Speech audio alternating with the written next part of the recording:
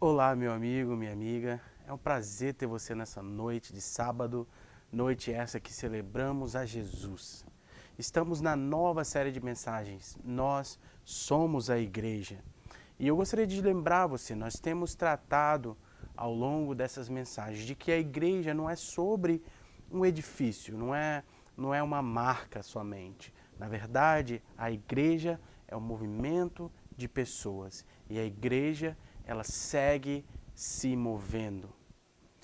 E nós temos uma mensagem central enquanto igreja, e essa mensagem é de que Jesus, ele é o Cristo ressuscitado, Filho do Deus vivo. Essa precisa ser, continuar sendo a mensagem central da igreja. Nós precisamos, como igreja, seguir proclamando o Evangelho de Cristo, que Cristo ele está à direita do trono de Deus. E só através dele nós podemos conhecer a Deus. A mensagem lá em Atos 1:8 fala o seguinte: vocês receberão poder quando o Espírito Santo vier sobre vocês. E vocês serão minhas testemunhas em Jerusalém, em toda a Judéia, em Samaria e até os confins da terra. Essa é a nossa missão enquanto igreja. Esta foi a missão dos discípulos de Cristo naquele tempo. E essa continua sendo hoje a nossa missão. Essa na verdade, é o verdadeiro motivo de sermos igrejas. Porque nós carregamos essa mensagem e precisamos divulgá-la, precisamos dar as boas notícias a toda criatura. Em Atos 9, nós vamos ver hoje, né, como Paulo, ele se chamava Saulo. Nós vamos estar lendo Atos 9 e estudando esse texto e vendo como Saulo teve um encontro pessoal com Jesus. E como, além de usar os discípulos, os 12, Cristo também vai usar Saulo, que porventura é Paulo, para continuar a proclamar o Evangelho. E na verdade nós vamos ver que isso se trata de uma maior audiência. E esse é o título da nossa mensagem, maior audiência.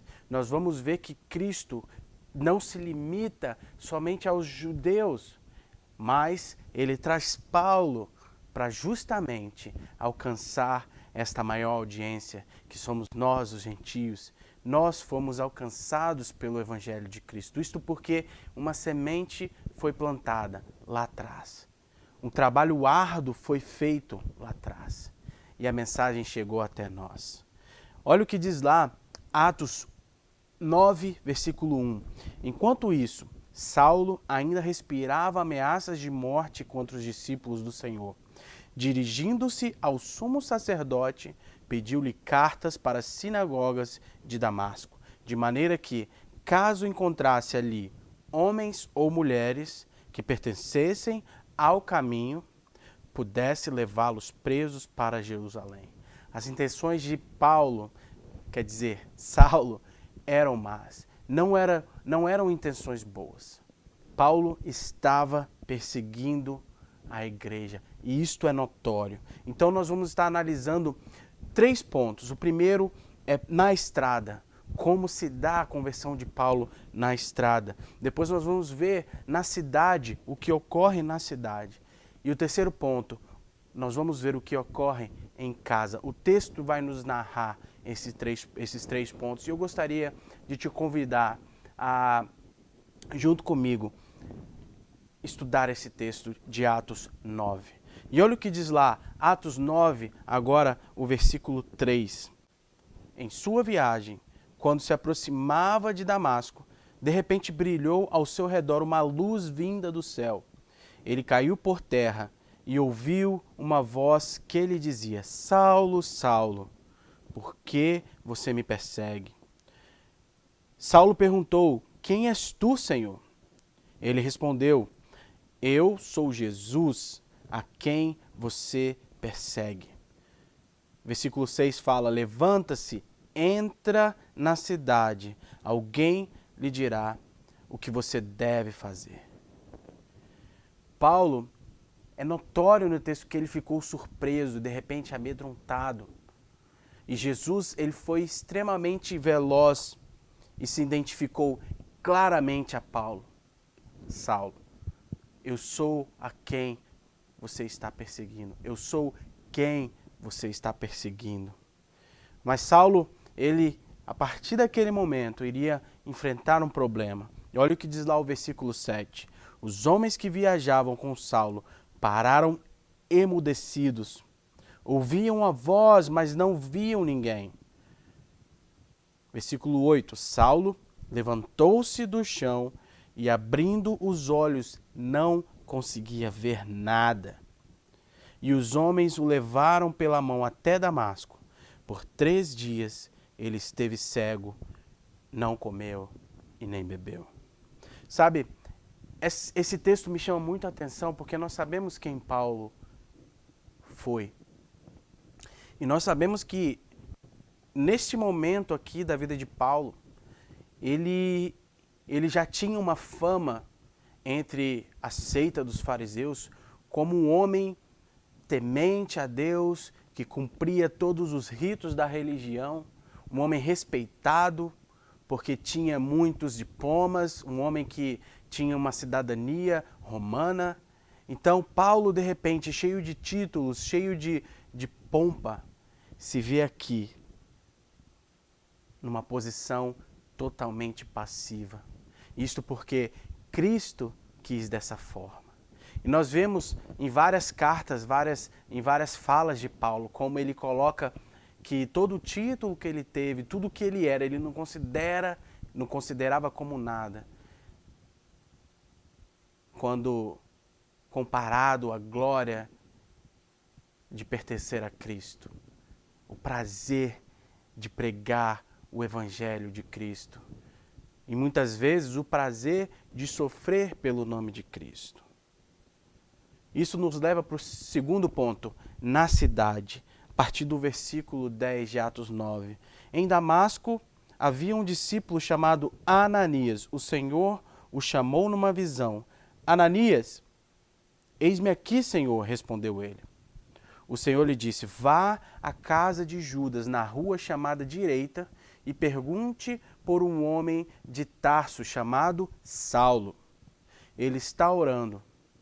Vemos aqui que Deus, o Senhor lhe dá instruções específicas, precisas para Ananias. E olha o que diz lá o versículo 12. Numa visão, viu um homem chamado Ananias chegar e impor-lhe as mãos para que voltasse a ver. Respondeu Ananias, Senhor, tenho ouvido muita coisa a respeito desse homem e de todo o mal que ele tem feito aos teus santos em Jerusalém. Ele chegou aqui com a autorização dos chefes dos sacerdotes para prender todos os que invocam o teu nome. Mas o Senhor disse a Ananias, vá, este homem é meu instrumento escolhido para elevar o meu nome perante os gentios e seus reis e perante o povo de Israel. Versículo 16, mostrarei a ele o quanto deve sofrer pelo meu nome. Aqui é Cristo trabalhando na vida de Saulo, que se tornará Paulo, refinando aquele homem, porque Deus tinha um propósito maior para Saulo, de perseguidor para propulsor do reino de Deus.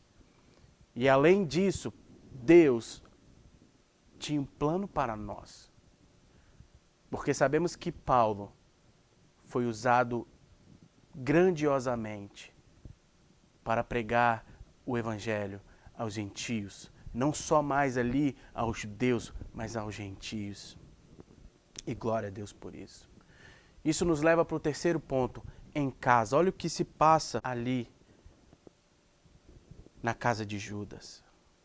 Então Ananias foi, entrou na casa, pôs as mãos sobre Saulo e disse, Irmão Saulo, o Senhor Jesus, que lhe apareceu no caminho, por onde você vinha, enviou-me para que você volte a ver e seja cheio do Espírito Santo.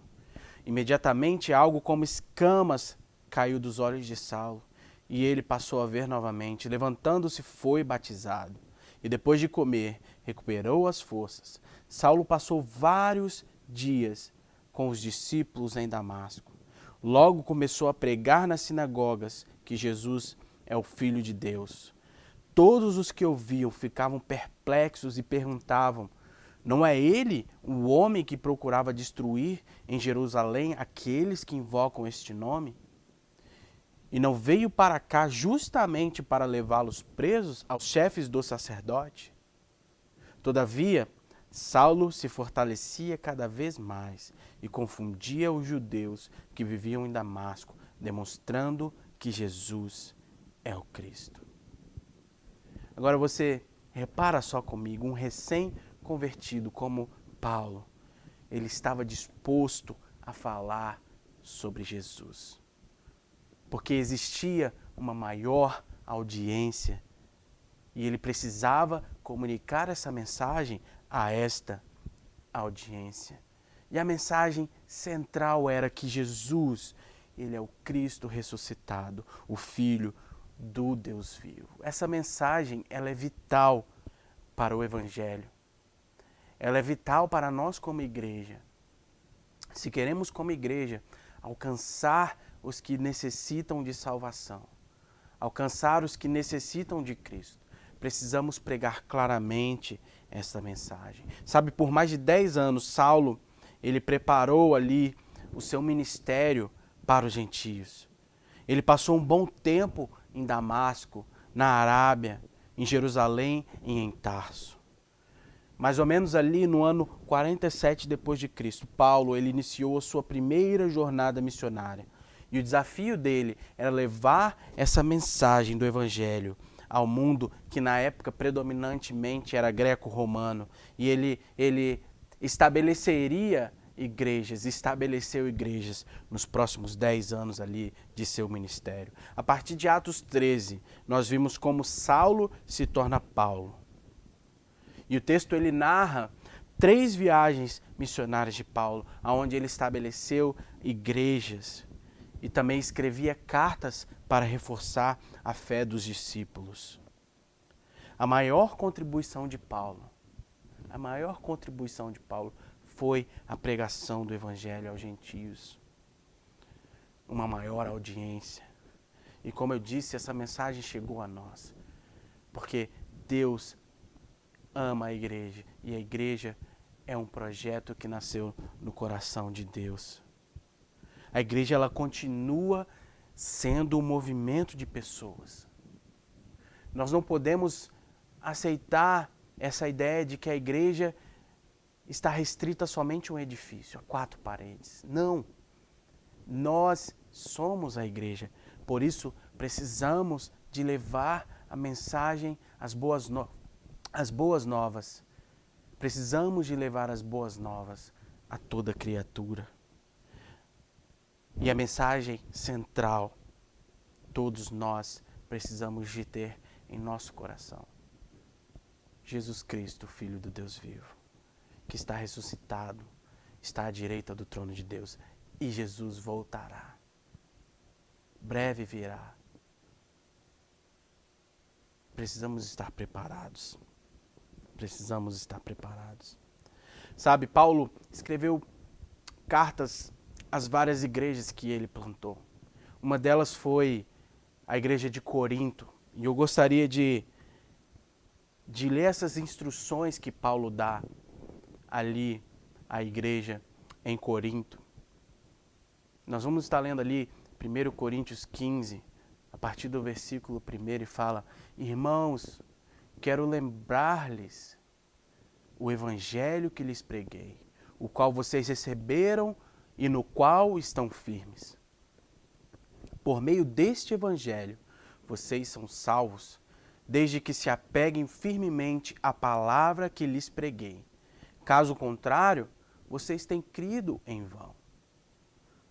Pois o que primeiramente lhes transmiti foi o que eu recebi, que Cristo morreu pelos nossos pecados, segundo as Escrituras. Foi sepultado e ressuscitou no terceiro dia, segundo as Escrituras. E apareceu a Pedro e depois aos 12. Depois disso apareceu a mais de 500 irmãos de uma só vez, a maioria dos quais ainda vive, embora alguns já tenham adormecido. Depois apareceu a Tiago e então a todos os apóstolos. Depois destes apareceu também a mim, como ao que nasceu fora do tempo. Pois sou o menor dos apóstolos e nem sequer mereço ser chamado apóstolo, porque persegui a igreja de Deus.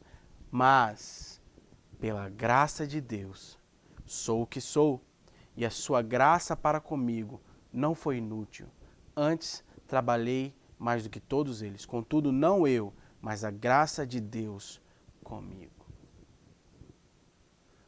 Paulo aqui nos dá uma exposição clara da mensagem do Evangelho de Cristo e do porquê é importante para nós levarmos essa mensagem adiante.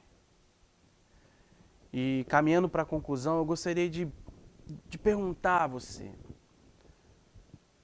por que estamos sendo igreja somente quando queremos? E sabe, a resposta muitas vezes é por causa da nossa apatia. Porque o que eu tenho visto, lido, é que a igreja ela prospera justamente em terrenos hostis, debaixo de perseguição. Hoje, nos dias de hoje, tem pessoas que sofrem na pele por causa do Evangelho. E por que nós estamos tão apáticos? O que é preciso para que nós despertemos do nosso sono? Para que possamos nos mover em direção ao Evangelho, em direção às pessoas, aos necessitados de Cristo. E eu não falo aqui de coisas físicas, eu falo de necessidade espiritual, de fome, sede de justiça, pessoas que estão padecendo, porque já não tem mais esperança. Sabe, Paulo, ele trabalhou arduamente na pregação do Evangelho para alcançar uma maior audiência. E a minha pergunta para você é: qual o público que você tem alcançado? Nós precisamos entender que precisamos ter um relacionamento pessoal com Jesus. Nós precisamos nos lembrar das boas notícias e passar elas adiante. E as boas notícias são que Cristo morreu por nossos pecados. Ele foi sepultado. Ele ressuscitou no terceiro dia. E ele apareceu aos discípulos. E hoje está à direita do trono de Deus. E há de voltar. Você está preparado? Sabe, eu gostaria de te desafiar a tomar uma decisão hoje mesmo, de fazer parte da Igreja de Cristo. Junte-se a nós. Aceite hoje mesmo Jesus Cristo como seu único e suficiente Salvador. E junte-se ao time de Deus, para juntos proclamarmos o Evangelho de Cristo a toda criatura. Se você entende que você precisa hoje mesmo tomar essa decisão, eu gostaria de orar agora mesmo por você. Repita comigo: Senhor Deus, com todo o meu conhecimento, com tudo o que sou, Pai, eu entendo hoje que somente o Senhor salva e que o Senhor é o meu único e suficiente Salvador. Eu entrego a minha vida a Ti. Toma o controle da minha vida, Deus. Faça-me uma nova criatura. Em nome de Jesus. Amém. Se você fez essa oração, tenho certeza que hoje mesmo Cristo estará habitando no teu coração e fará morada e vai impactar e causar mudança na sua vida. E eu gostaria de orar por você também que já é igreja, mas que de alguma forma perdeu o ritmo, perdeu o passo, e encontra-se apático. Eu gostaria de te encorajar. Vale a pena viver para Cristo. Vale a pena pregar o Evangelho a toda criatura. Gostaria de te encorajar a ser mais ativo na obra de Deus. Sabe, na tua igreja local, aonde quer que você esteja inserido, seja conosco aqui na Crosspoint, em português, seja aonde quer que você esteja, seja ativo na obra de Deus. Senhor Deus, abençoa-nos, Pai, nos dê o vigor do Teu Santo Espírito, nos dê valentia, Pai, ousadia, para pregarmos a Tua palavra, o Teu Evangelho a toda criatura, para o avanço do Teu reino aqui na terra. Deus, tenha misericórdia de nós, Pai. Perdoe os nossos pecados. Essa oração que eu te faço em nome de Jesus. Amém. Amém. Te vejo semana que vem. Que Deus te abençoe.